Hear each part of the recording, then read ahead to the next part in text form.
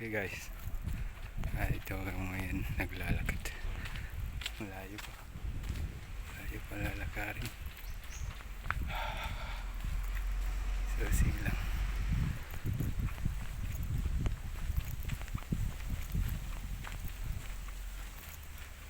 Parang sa